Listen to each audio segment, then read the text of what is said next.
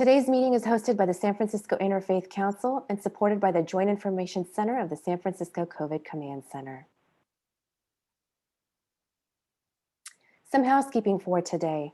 Audio, video, and chat will be monitored and recorded for record keeping, training, and quality assurance. By default, all participants will be muted and video turned off to minimize distractions. To submit a question or comment, select the chat button at the bottom of your screen and send a message to Q&A. They will be shared with the speakers and panelists after the meeting for response. Thank you. San Francisco is still experiencing a dangerous COVID-19 surge. You can take the following actions in order to save lives. Stay home as much as you can. Avoid gathering with people from outside your household, whether indoors or outdoors. When you must go out, make sure to wear a mask. 1 in 3 people with COVID have no symptoms but can infect other people without knowing it. If you have been exposed to COVID-19 or have symptoms, follow guidelines about quarantining. Support is available by calling 628-217-6101 or by calling 311. Together, we will recover. Get tested, San Francisco. You can save lives and stop the spread of COVID-19 by getting tested through your healthcare provider. If you have symptoms or have been exposed to COVID-19 but don't have health insurance or can't get tested through your provider, visit sf.gov/gettestedsf or call 311 for information on getting tested at a city-run testing location. And now, at this time, I'd like to hand the floor over to the Executive Director of the San Francisco Interfaith Council, Michael Pappas. Michael, the floor is yours. Elisa, thank you, and thank you to the wonderful team at the COVID Command Center's Joint Information Center Virtual Outreach Team. This is our 36th program, and by providing this platform, you're doing a great service to the faith community in San Francisco. Good morning, I'm Michael Pappas, and on behalf of the San Francisco Interfaith Council, I want to welcome you to this morning's online briefing for faith leaders. The coronavirus pandemic has increased the visibility and role of the county public health officer. Commonly, public health officers apply knowledge of general preventative medicine and public health issues to promote healthcare to groups or individuals and aid in the prevention or reduction of risk of disease, injury, disability, and death. They're concerned with the assessment, monitoring, and promotion of the health of the population they serve and deal with the prevention of health-related conditions such as infectious diseases. In essence, the county public health officer is its doctor. Public health orders are both formulated and issued by the public health officer, in the case of San Francisco, with the counsel of the city attorney. On December 7th, 2020, California Governor Gavin Newsom announced the appointment of San Francisco Health Officer, Dr. Tomas Aragon, to the position of State Public Health Officer. Dr. Aragon officially commenced his new duties on January 4th, 2021. Succeeding him in San Francisco is infectious disease specialist, Dr. Susan Phillip, who was elevated from Deputy Health Officer to Acting Health Officer. This week's online briefing for faith leaders, hosted by the San Francisco Interfaith Council and supported by the COVID Command Center's Joint Information Center Virtual Outreach Team, welcomes San Francisco Acting Health Officer, Dr. Susan Phillip, as our featured presenter. In our time together, she'll brief San Francisco faith and lay leaders on this new phase of the pandemic, realities and strategies concerning the safety, acquisition, prioritization, and distribution of the COVID-19 vaccine, and address recent revisions to the health order, providing for partial reopening in San Francisco. And now without further ado, it is my pleasure and privilege to introduce the chairman of the board of the San Francisco Interfaith Council, friend and colleague, Kaushik Roy. Thank you, Michael. Good morning, everyone. My name is Kaushik, and on behalf of our board of directors, it is my pleasure to extend a very warm welcome to all of you. Personally, I am really excited about this morning's presentation, as I think it is particularly invaluable and timely given what is happening right now. And Dr. Phillip Susan, we want you to know on behalf of the board, first, congratulations on being our acting public health officer, and please know that the council supports you, and we want to support you in any way we can, whether that's continuing to disseminate information or anything else we can do to support you. I hope on behalf of the board, you will ask us. I also want to give a quick thank you. I cannot say this enough, but a quick thank you to our 2 member staff, Michael Pappas, of course, and Cynthia Zambucas. I think a lot of us are thinking about the fact that we're getting close to a year of the shelter in place. And if I reflect on how much Michael and Cynthia have taken on, in addition to their normal responsibilities to be of service to not just the interfaith community, but all of the city, it's really quite impressive. So Michael and Cynthia, thank you both for your continued service. For those of you who are joining us for the first time, I want to extend a special welcome to you. I hope this will not be your last time joining us as well. At the beginning of every interfaith meeting or event, we do have the council has an interfaith statement we like to read, just to give ourselves a moment to ground ourselves and remind ourselves why we are here.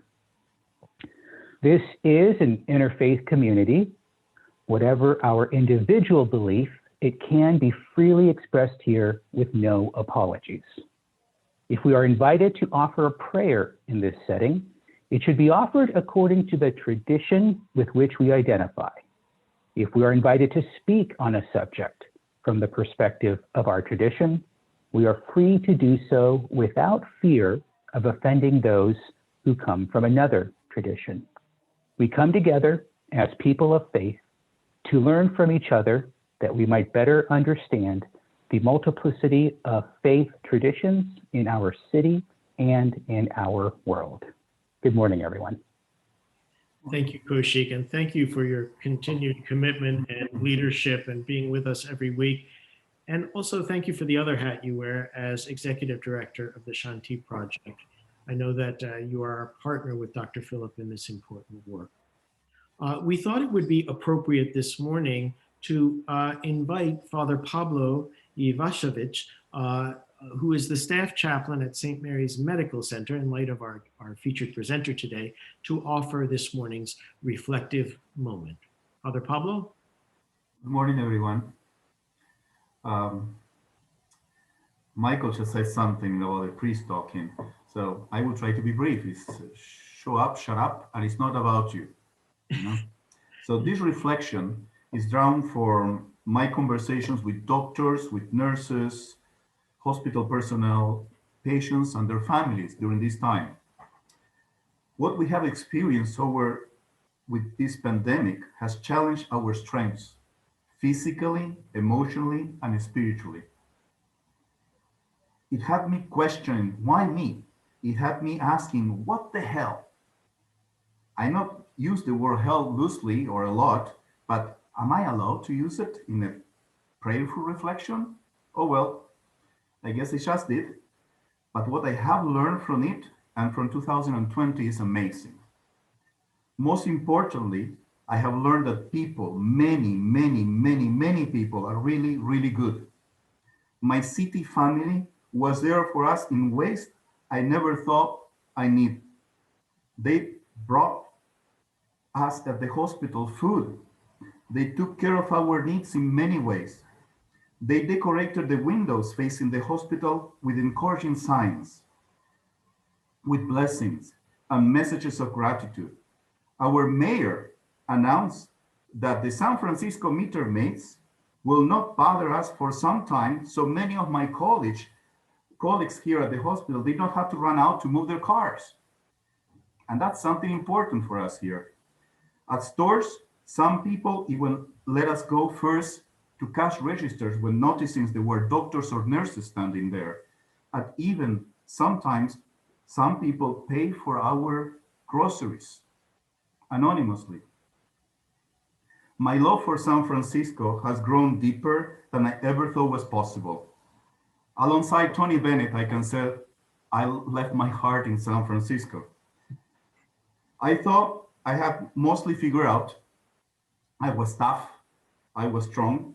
So my second big learning has been learning how to let go and ask for help. especially from the divine. It is profound to ask for help from each other. It has changed our lives in the way we think and the way we think about things. Alone, we may not be able, but when two or three get together to do good, the strength of God will be among them. We are meant to ask for help. We are meant to give help. It's not a weakness, it is a strength. We learn that prayer works. I am so thankful for all the people who have said prayers for us, healthcare workers, most of whom I don't know. It is amazing how many people are ready to add your name to the prayer list. People still say that even though that now we have the vaccine and we are weathering things better at the hospital, we will still pray for you guys there at St. Mary's. We are so appreciative of all of this. There is something really positive about the power of prayer, knowing that someone is sending good waves or your way. It renews us, it gives us strength. I'm not going to lie, 2020 has been scary. And some of that fear remains with me today. And if you believe the internet, which nobody anxious as I am around this, or sick should believe ever, the prognoses aren't great, but with all the love and compassion, we will turn this around, conquer and emerge triumphant. I am a very, very objective person, so you can't deny the facts of what took place. The odds of a pandemic not returning in the future aren't great. We may not see it, but our children may. But God, I believe more than I have ever believed before, that you have a plan. I will follow your will. I will put all my energy into how to make this a great thing for me, for my family, for my friends, for my colleagues, and frankly, for anyone. I promise to love every day, every minute. I promise to be grateful for the people I have met, the experiences I have had, the beautiful interactions I have had the privilege to witness. Every day is a day to be lived to the fullest, to love, to laugh, to care, to give, to be thankful, and to give praise. So during this meeting, let us all remember that people are good, really, really good. Let us all remember that the love and caring that we give others matters so much that sometimes we don't realize how much it matters. So let's give more. Let us remember that prayers work. So let's say more prayers. Let us show gratitude as it is a gift. Let us realize that we all have things in our lives that are scary. Look to God and fellow humans for strength and comfort. Let us remember with gratitude those who perish and their families. Let us conquer this pandemic beast in their memory. Let us thank God for every minute, for every day that we are alive. Dr. Phillips, your job is not an easy one, but looking at you, I gain hope and strength. You seem to be a very dynamic, enthusiastic, and innovative individual. I pray that you will have the leadership skills of Moses, the bravery and vision of David, the wisdom of Solomon, the patience of Job, and the perseverance of St. Paul. I pray that you will ask for and receive good advice, as it says in Proverbs. A wise person listens to advice, and many advisors make victory sure. I pray for blessings to you and your team. More power to you all. God bless you. Amen. Amen. Thank you, Father Pablo, and thank you and your staff and all of those frontline healthcare workers for all that you're doing. Thank you. We are incredibly blessed to welcome Dr. Susan Phillip, Acting San Francisco Health Officer for the San Francisco Department of Public Health, the City and County of San Francisco. Her predecessor, Dr. Tomas Aragon, was no stranger to our community. He was our Dr. Fauci, and we know that both his kind demeanor, his care for San Francisco, his knowledge is being seamlessly carried on by Dr. Phillip. Dr. Phillip, we offered an introduction at the outset. The floor is yours. Thank you so much, Director Pappas, Chair Roy, and to Father Pablo for those beautiful, beautiful words. Thank you. I am so pleased and honored to be joining you all and speaking with this esteemed group this morning. I feel such an affinity because in some ways I was reflecting on how we in public health and you all, we're all in the human flourishing business. And you know, our scope is narrow in health, and yours is much more expansive. But we similarly focus on the individual across the lifespan, and not just the individual, but who they're connected to, their families, their communities, and more broadly to people that we may never individually serve or touch. So I thank you for all you're doing to improve health and wellness throughout San Francisco. And I also want to say that I personally understand the power of the work that you do as a congregant under Pastor Fred Harrell and the City Church team for many years. And so my family and I also appreciate the work and the ministry and the offerings that you all provide to many throughout the community of all faith traditions. So I would like to share with you for a little bit where we are as a city, and then I'm really very much looking forward to our conversation and some questions and answers that we can get to. And I thank my colleague, Ariel, who's going to share some slides, and we'll go through the presentation.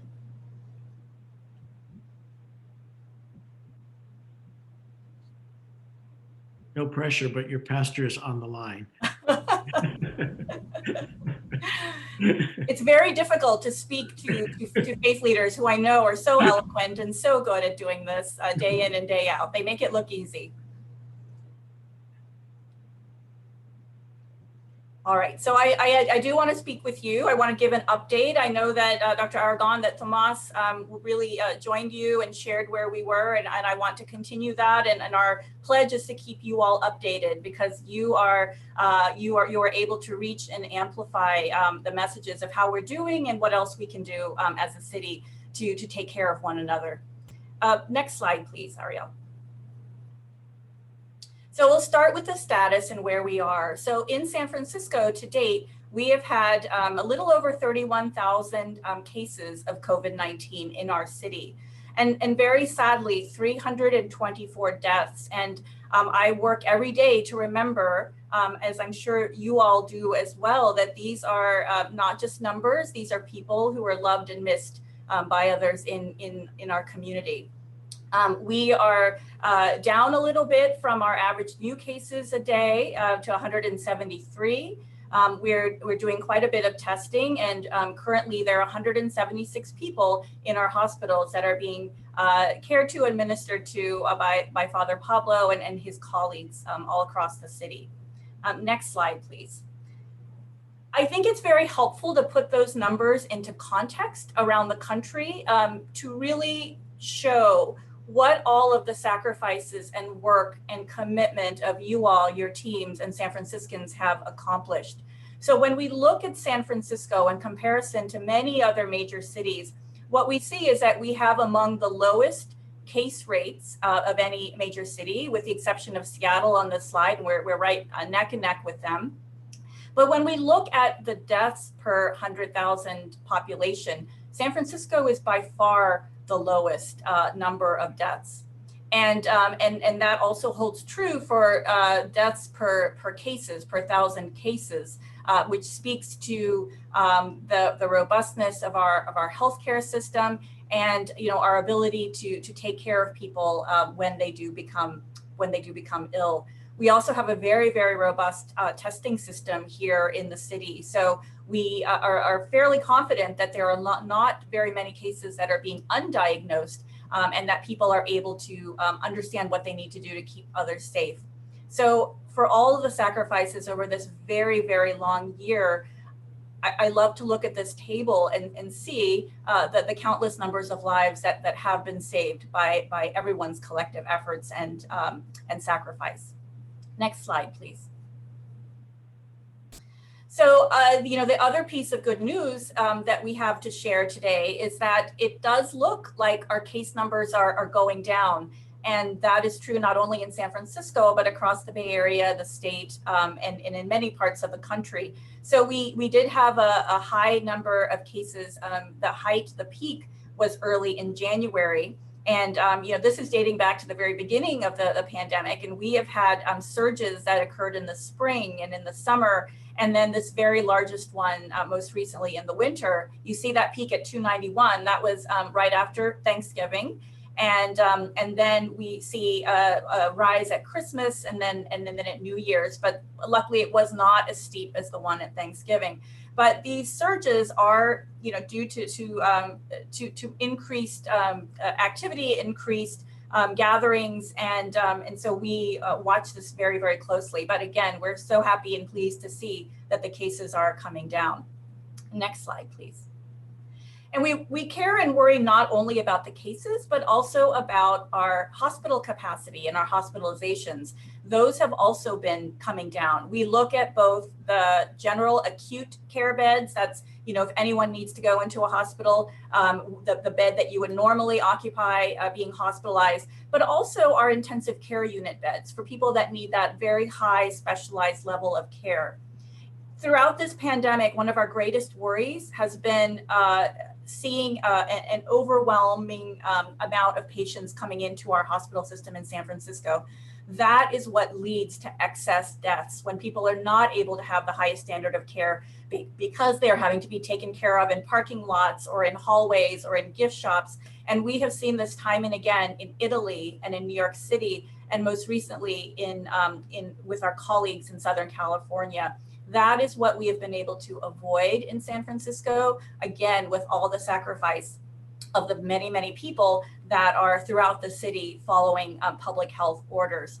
And we have seen our numbers of hospital cases coming down as well. And again, just as a reminder that we need the hospital capacity to stay open and available, not just for people with COVID, although that is extremely important, but for any reason that people would need to be in the hospital, for heart attacks, for motor vehicle accidents. Those things don't stop during the pandemic, and we need to have the beds available for them. And we have been able to do that collectively in San Francisco, which is really wonderful. Next slide, please. So when we talk about the numbers in San Francisco and the cases, it is so important to discuss that the risk of COVID is not evenly distributed across our city, across our populations, and that is true for almost any disease or any condition, whether it's another communicable disease or whether it is a chronic disease, hypertension and diabetes. There are underlying social determinants of health. I know, as this group knows well, crowded housing, the need to work outside the home. Not everyone is able to work remotely. And these are the people that are doing the core essential work that allows our society to function. And COVID-19 doesn't cause poverty, it is not, it is linked to those things. It does not cause racism, but it exposes all of those undercurrents that allow some people to become more at risk than others.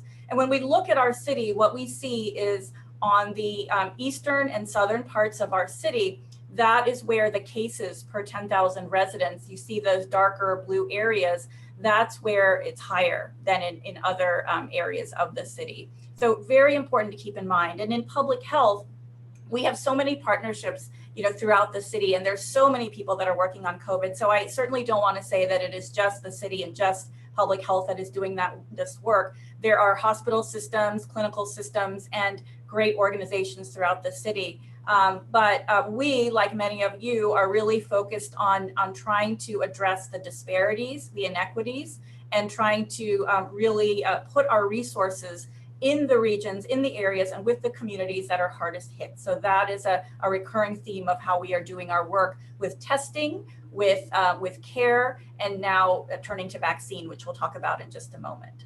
Next slide, please. So, I put this slide up to say that we are not just narrowly focused on health. We also know that reopening our city and staying open is so important for people to be able to retain their livelihood and their housing. And I think, the title of this slide could very easily be broader than economic health, social connectivity, and spiritual health. There's so many things that have been lost in this pandemic or at risk in this pandemic. And it's very important for me to remember that, for us in public health to think about that. We want to reopen so that we can be together again and have that social connection and support. And it's been a very difficult process, throughout the entire year. Dr. Aragon, I love this quote of his where he says there are not necessarily right and wrong answers. There are only trade-offs. There are only trade-offs. And we have been able to save lives with our action, but we know it has come at a great cost, not only to the economic viability for people, but also for people's mental health, their sense of a spiritual connection, all of the important pieces that make us human. And so we are always trying to reassess where we are. We want to continue moving towards reopening and allowing people to come together again as it is safe. We are in a particularly tenuous time now. The cases are coming down, the hospitalizations are coming down. That's all very good. And there is a wild card that is now introduced, which is this idea of virus variants. So variants are just a different strains of the coronavirus. It is not a different virus. And viruses like the SARS-CoV-2 virus that contributes to COVID-19 is the cause of COVID-19 mutate randomly all the time. The more they are circulating in populations, the more these randomly acquired mutations may have a likelihood of being easier to transmit, more resistant to our treatments or our vaccines. And so we have seen emergence of some of these variants, as we've all heard about. There is the strain that was first identified in the UK. There's one that's been identified in South Africa, another one in Brazil. And we locally have also seen some strains and some variants in California, which we don't quite know the significance of yet. But certainly some of the other strains that have been identified internationally seem to transmit more easily. And there's still a question about whether they can make people more ill. So we have to be very, very careful. And even though vaccine is in sight, our cases are coming down, we can't be lulled. And this is a window in which we have to really adhere and try and support people in continuing to do the things that we're also tired of. We're tired of masking and not seeing each other's faces, and we're tired of distancing and not being together. But really, we are in a tenuous window, and we want to be able to continue moving towards reopening. It's going to require such a higher level of effort across all of our society in San Francisco to be able to continue doing the things that we know will prevent transmission. Even with the variants, the same old core things will keep transmission down and allow us to move forward until we can all have vaccine. Next slide, please. So let's shift to vaccine, because I know that is what's on everyone's mind. In San Francisco, we have undertaken the most ambitious vaccine distribution effort we ever have. And the same statement could be made for the state of California and for the country and for the world. It is, I can't state enough how amazing this scientific achievement is to get a vaccine to a completely novel human pathogen within 1 year is amazing, has never been done before. So the scientific achievement is there. And now we have this last mile and last inch problem to make sure that we can get it to people. The chief obstacle we're facing, though, as a city and entirely as a country, is that we don't have enough doses at the moment. There is a vaccine scarcity that will end at some point, and everyone will have access to vaccine. But for right now, we don't have enough. The state and the federal government control the allocation into San Francisco. We're required generally to follow the national and the state recommendations.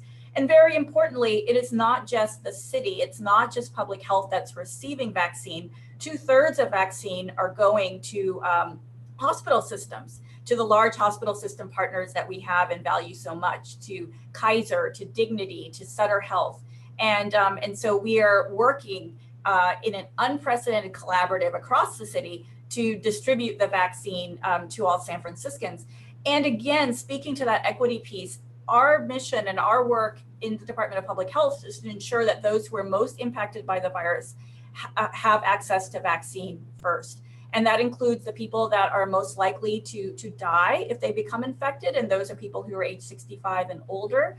and the people that are in the communities that are most impacted, where the virus is spreading most strongly. So we're trying to create options for people to have different ways that they can access the vaccine, because we know one size will not fit all. And I want to speak a little bit about what those are in the next slides. But first, to speak about, again, this idea of phases of rollout and where we are. So in San Francisco, we are in phase 1, what's called 1A, and this is a state framework that we are following, and everyone else is following as well in the state, all the counties.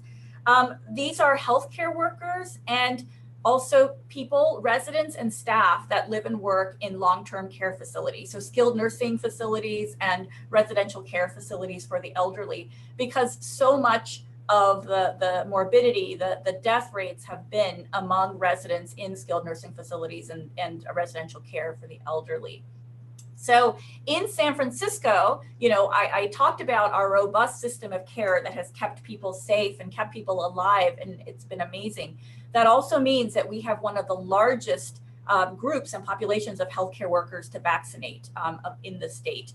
And so we have about 90 million people to vaccinate. And when we add in, you know, the population that is over 65, that means that we have 200,000 people that we need to vaccinate. And each vaccine requires 2 doses. We have safe and effective vaccine, but there is a logistical issue of needing 2 doses for people. So we have not received nearly enough vaccine. We've received about 150,000 doses in San Francisco, and we have to administer 420,000 doses. So 150,000 versus 420,000, you know, we are still working our way and trying to get there.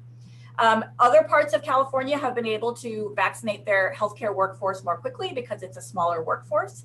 And so other parts of California have been able to move into other areas, into this essential worker area.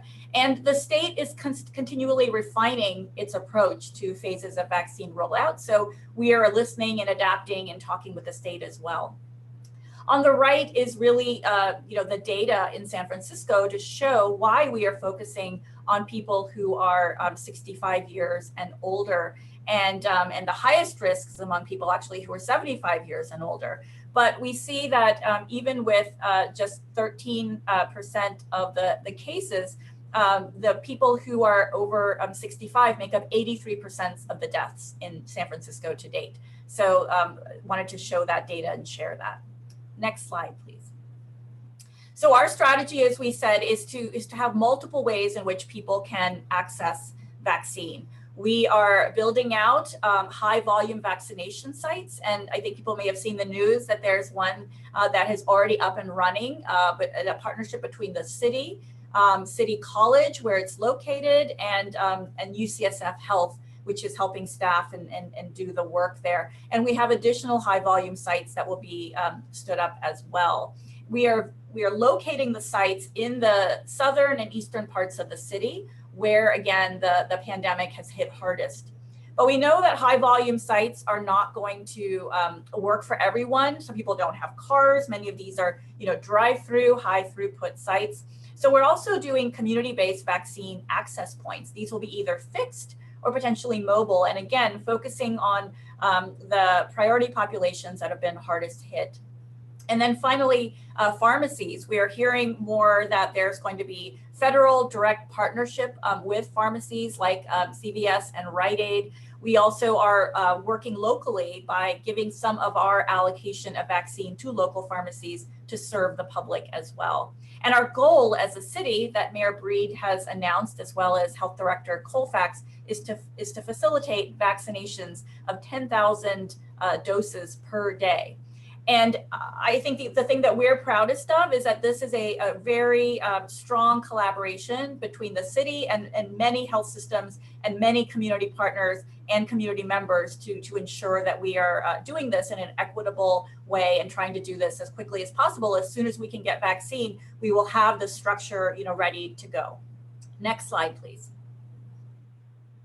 So I won't go through this entire slide, but just to say here are some of our many, many partners, and High Volume Sites has already launched at City College. We are hoping that by tomorrow we'll be able to announce that Moscone Center with staffing by Kaiser and DPH collaboration will be open as well as High Volume. And then in Bayview, the produce market is also going to be a third high volume, high access site. Through the Department of Public Health Network, our clinic system, as well as San Francisco General Hospital, we are also vaccinating there. There are neighborhood sites that we have in place. And then our other hospital and clinical health system partners are so critical to doing this, not only for their own patients, but they are going to be open at the sites that they staff, particularly the high volume sites, to people of any insurance status and health coverage provider. So we're very pleased about that, meaning you will not have to be a Kaiser member to go to Moscone. You just have to be in the eligible tier at the time. Next slide, please. So there's so many challenges, and I know that you all can imagine what some of them are. It's really, there's no unified system for doing this, and San Francisco is very much figuring this out with the help of all of our partners. And data is really important to understand how we're doing, and also reporting back to the state. We need to be very sure that everything we're doing safely, because we don't want to do any harm. And although the vaccines are very safe, anytime you're administering vaccine, you have to be prepared for the very rare adverse reaction that could happen. Although we are finding that the vaccines are generally very well tolerated. And counties are moving at different speeds for the reasons that I said. They have different size populations that they need to get to in 1A. And this has, again, been an unprecedented collaboration, which I think is a great model for really working out the complexities on the back end so that the front end system will be as simple as possible for people to access. And I know that people have felt that it's been challenging to get vaccine, or to understand when they can get vaccine. And we are working on those systems to try and do that. It's a very complex endeavor. The vaccines that we have right now require, in some cases, very ultra low temperatures and very careful handling. But we are working on all of those things and doing our best to make sure it's streamlined for the people who need to get vaccine. Next slide, please. And we are sharing these data. So this is available on the SF.gov website. And so far, for people who live in San Francisco, we have given a second dose to 17,344 people, and that's 9% of our adult population that's received one dose, and 2% that's received 2 doses. So people will be able to follow along, and we will continue to iterate and add more information here as it can be of help to people as they are understanding what we're doing as a city and where they are in the eligibility tiers as well. Next slide, please. So there is a site now where people can go, and it'd be wonderful to have you amplify this so that people know this. They can go to SF.gov and ask to be notified. There is a place where people can say, to sign up to be able to be told when it is their turn. And the problem is, again, is vaccine supply. We're building this huge infrastructure, but we don't have vaccine yet. So it's a little bit like the Field of Dreams adage: if you build it, it'll come. That is what we're trying to do. So people can sign up now, and we are hopeful. We have heard commitment that we trust from the new Biden administration and from the state to ramp up and give us as much vaccine as they can, as soon as they can. So we're building the infrastructure to allow people to get the vaccine. But people right now can take the step of getting notified. And for people who are 65 and older, there's going to be increasing announcements about how they are going to be able to access vaccine, either at these high throughput sites or potentially through their own health systems. Next slide, please. So I just wanted to leave with a picture. I think this is the most hopeful thing, is seeing that vaccine is being distributed. People are getting vaccinated in San Francisco. And we know it's a really challenging time as people are waiting to hear when they will be vaccinated. But the vaccine is going to be our ticket out of this pandemic, back to being together, back to worship and working together, and all of those things that we miss so much. So we are working very hard. We're looking forward to that day when we are able to do that. And so happy again to be here with you all to share. And next slide, please. So I'll leave with just saying thank you again, and that we are constantly updating information. There's a California site, and there's also our local San Francisco site as well. And that is my last slide. Thank you very much, Ariel.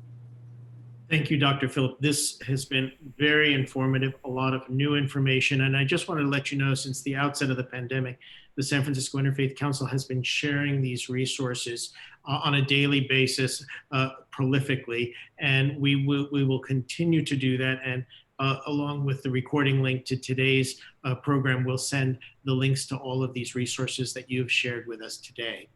I am, as the host, we are very protective of your time. I know that you've got a hard stop at 9:30. We received an abundance of questions, as you're aware, from very prominent faith leaders. We will go through them quickly. You've addressed a number of these issues, but there are certain nuances. We will go alphabetically, and out of respect for the clergy who have asked, we will ask them in their entirety, and your answers are going to be valued. The first comes from the Right Reverend Dr. Mark Hanley Andrus, Bishop of the Episcopal Diocese of California. Some states have categorized mental health care specialists, such as therapists, in the earliest categories of those receiving vaccines. We would like to see clergy of all faiths to be moved into the early tiers of those receiving vaccines.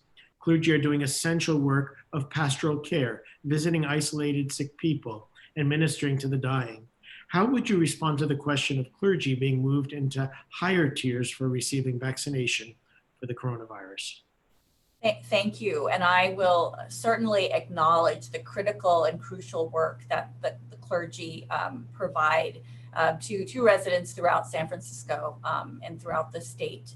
So it's very, very important. What I would say is that the clergy that are working as part of our healthcare system, as chaplains and others, are eligible for vaccine. And so that's very important to know. And that clergy that are 65 and older are also eligible for vaccine. And that is also important to realize. Again, the overall classifications and where different professions and occupations fit into them are determined by the state, not necessarily by us locally. But I think that it's a very important point that you are making, and I think it's important for us to consider. My understanding in talking with state officials is that they are constantly reassessing the priority system as well. I think what is also the biggest limitation is just that we don't have very much vaccine at the moment. But I really appreciate that comment. I agree with the comment and the essential work that the clergy are doing every day. The next question comes from Father Greg Bonfiglio, pastor of St. Ignatius Parish. He asks, for a number of months, the vaccine rollout will split our faith communities into haves and have-nots, those who have received the vaccine and those who have not. These two groups will mix as they come to our religious services, everyone with different understandings about vaccine efficacy, behavioral expectations, and more. Can you provide facts-based, clear, and concise yet comprehensive message that we can offer to our communities so that they can make decisions that serve well both themselves and the common good? Thank you. This is such an important point, and thank you for the opportunity to speak to it. Even as people receive vaccine, what remains an unanswered question for now, we know that the vaccine is almost 100% effective at preventing severe disease and death. And that is so critical, that is so important. What we don't know is if it prevents people from actually becoming infected subclinically or asymptomatically. And studies are ongoing now with the existing vaccines, the Pfizer vaccine and the Moderna vaccine, which are the ones that are licensed and available in the United States. What that means is that it is very possible that someone who is vaccinated may become infected but not become sick, but then be able to transmit to others. Because of that, right now, the CDC and we at the Department of Public Health are recommending, urging people that even if they're vaccinated, please continue the masking and trying to be aware of distancing. And their own individual risk is almost eliminated by getting vaccine. But we want to think about the community as a whole. And until all of us are vaccinated and we reach, what Dr. Fauci calls herd immunity, what we all call herd immunity, which we think will be, somewhere between 75 and 85% of the population being vaccinated, we will still need to consider the masking and distancing and all of those efforts in order to keep our fellow San Franciscans safe as possible. The next question comes from the Most Reverend Salvatore Cordileone, Archbishop of the Archdiocese of San Francisco. Some medical professionals are voicing criticisms of the vaccines that are currently being rolled out, which seem almost to contradict what we are being told by other experts in the field. For example, I've heard it claimed that the vaccines are still in the experimental stage, that they do not prevent infection, and that it is still not known if it will have to be repeated periodically or if one vaccine will be enough to last for a lifetime.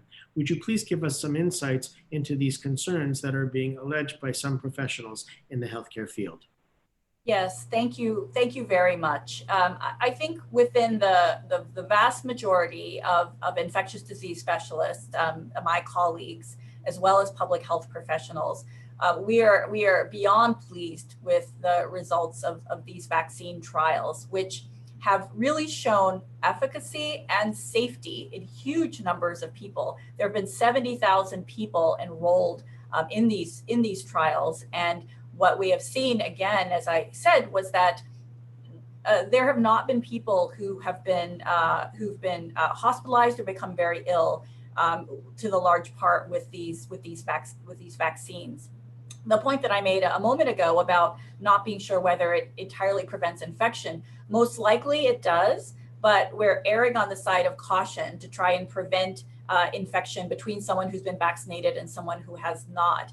The main thing we want these vaccines to do is to save lives, and they do that spectacularly. So we definitely want people to want the vaccine. Our goal in San Francisco is to make sure it's available to anyone who wants one. We want everyone to want one. So please, I'm glad we're answering this question. I want to make sure that everyone feels comfortable and able to speak with the people that they serve about the importance of getting vaccine. Now, in terms of will we need to get one every year, that is possible. We have to do that for flu because it changes a little bit every year. And so we look at what it's most likely going to be, and then the manufacturers respond to that. So just getting it every year doesn't mean it's a failure. It's more a characteristic of the virus itself. So from what we know at this point, these vaccines are a smashing success in terms of safety and how they work to keep us from getting very sick. And I do, encourage people to look at all the data, but to really understand that the experts in general, the people who have studied this most closely, feel very, very comfortable in getting the vaccine themselves and recommending it to others. It is also the way that we're going to be able to get back to normal worship and work and community and connection with others as well. Thank you. The next question really shines a light on a ministry that clergy are involved with. It's from the Reverend Elaine Donlin, Minister Assistant at the Buddhist Church of San Francisco. I'd like to first take the opportunity to welcome Acting Health Officer Dr. Susan Phillip and to thank her for her service to San Francisco's community. I have been fortunate and honored to offer Buddhist spiritual support in our San Francisco County jails for the past 7 years, serving at 850 Bryant and 425 7th Street in the men's unit, women's units, and psych unit. Currently, all spiritual counseling is being done via Zoom. We know the virus thrives in crowded settings such as prisons and jails. Our San Francisco jails are especially vulnerable to COVID-19, as the incarcerated are often housed in communal units with or are themselves at-risk populations. San Francisco County jails do have protocols for the testing of new arrestees at jail intake, as well as testing for people who remain in custody on day 5 and day 14. If the object is to save lives and preserve public safety, it makes sense that San Francisco County would have a progressive strategy for combating COVID-19 outbreaks in our county jails and on our city streets. which would include easy availability of COVID-19 vaccinations to all those incarcerated, whether long-term stay, short-term release, transfer from other jails for court appearances, trials, or release due to COVID-19 safety precautions. I've read the San Francisco County's vaccination prioritization plan that phase B2, tier 2 includes congregate settings with outbreak risk, the incarcerated and the homeless. My questions are, where is the city currently at with implementation of these plans? What will be afforded the opportunity to be vaccinated while incarcerated? Will vaccines be ongoing in jails, available daily, weekly, monthly? And where could I find statistics, metrics for this, as I'm currently having a hard time even finding data on COVID-19 in our city, in our SF jails after May 20th? Thank you, first of all, for the question and for your service in the jails. The San Francisco Department of Public Health provides the healthcare in the jails. So we are very, very concerned and very alert to the concept of trying to keep jails safe. So I want to commend my colleagues, Dr. Lisa Pratt and her teams, that have really done an amazing job of preventing the kind of horrendous outbreaks that we have heard about and seen around other prisons, jails, other facilities for incarcerated persons in the state.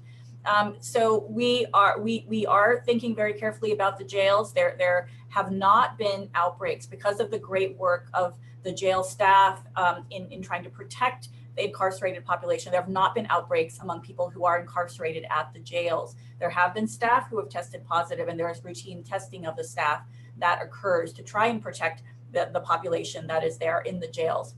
And you are right that the populations that live in crowded conditions, such as the jails, such as our single room occupancy hotels, are a high priority for the city.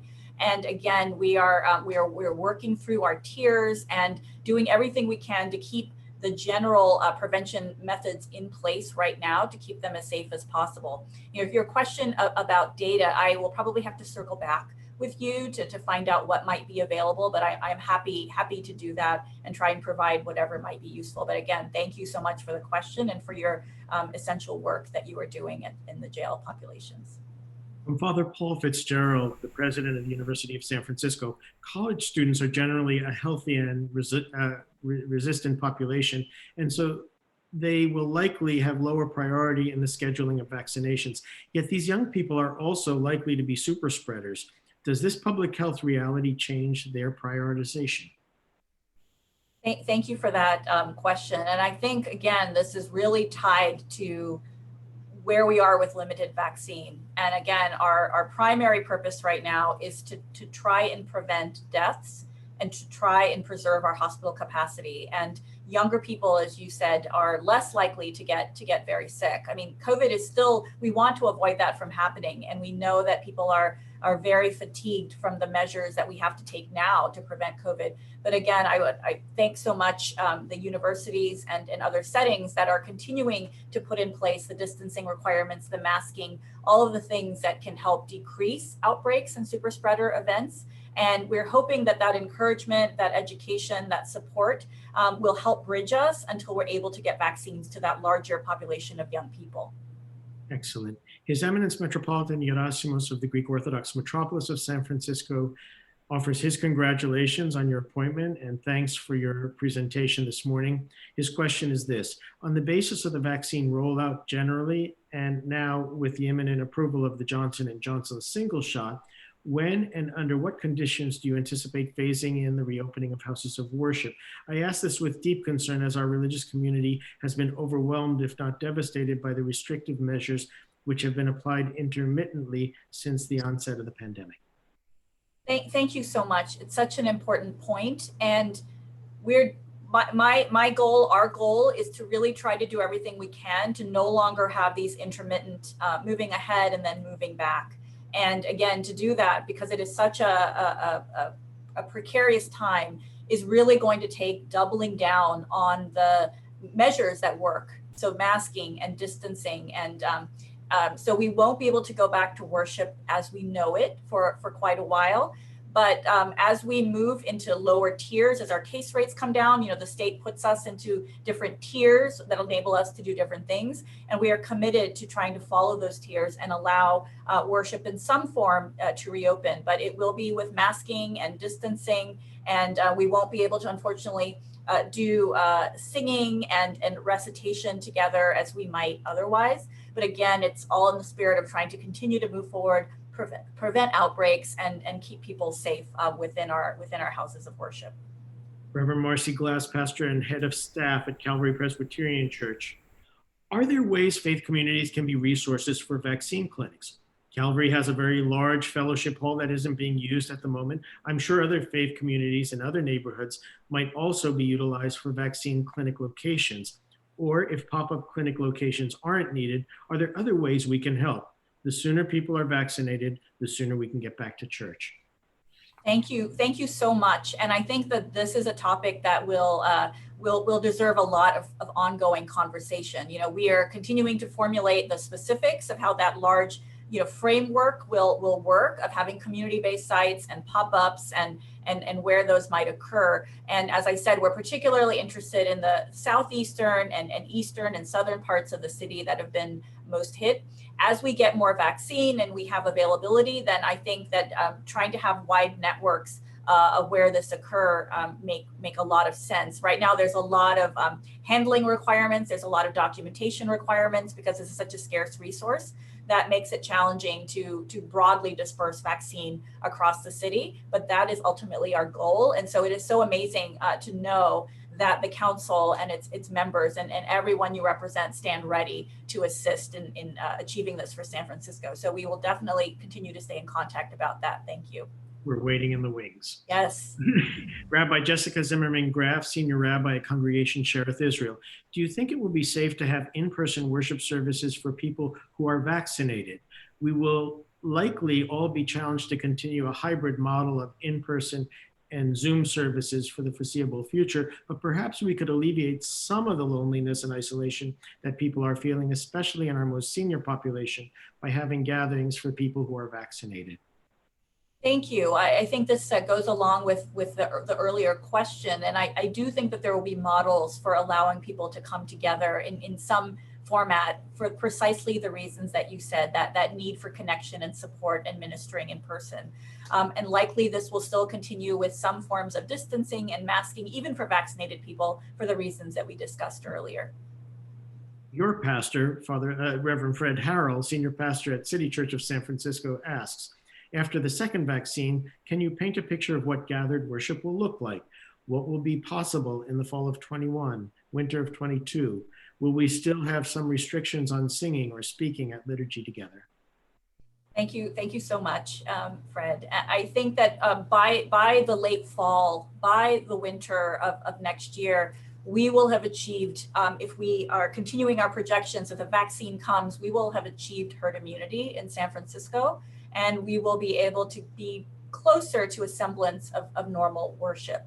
In the interim, it is going to be a hybrid. We will still be gathering with masks for those that feel comfortable and in limited numbers. So it's going to be sort of a strange overlap for a while, but then towards the late summer, early fall, we are projecting that almost everyone will have access to vaccine. I think the biggest challenge will be ensuring that our communities and communities that you and others serve feel comfortable, have questions answered, are able to access vaccine through one of the multiple routes that we're setting up, so that we can actually achieve that herd immunity and get closer and back to singing and gathering and liturgy and all of the normal aspects of worship in many of the houses of worship across the city.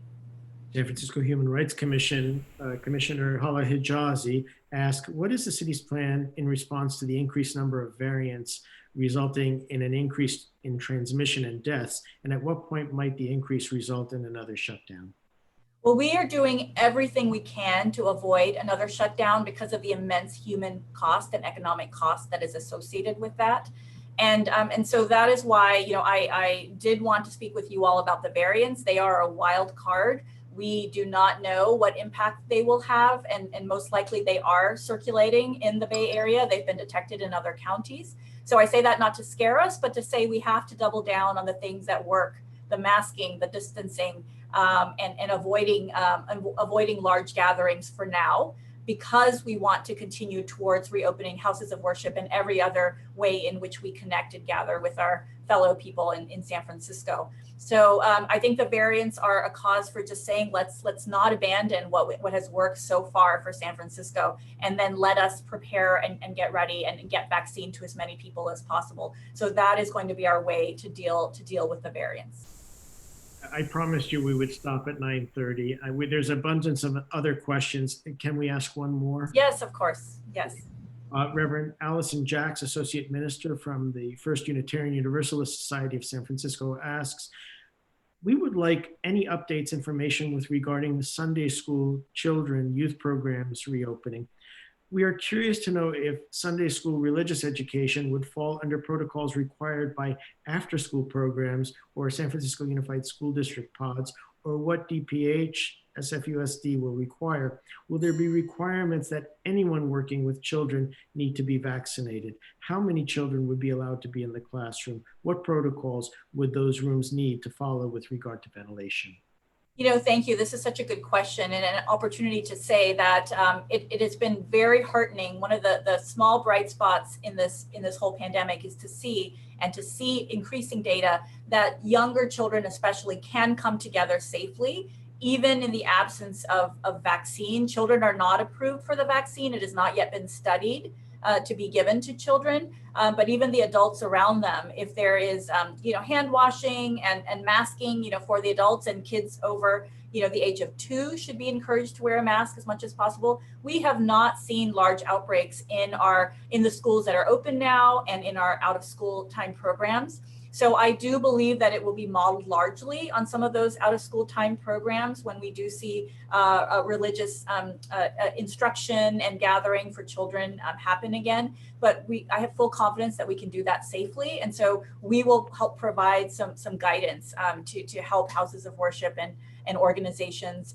navigate how to do that as we move forward. Thank you, Dr. Phillips. I want to apologize to my colleagues for not getting to all the questions. They're all wonderful questions. I'm in the unenviable position of being the timekeeper and a good host. I sense this is just the beginning of a conversation, and I know that we will be continuing to convey the important information you are giving to us.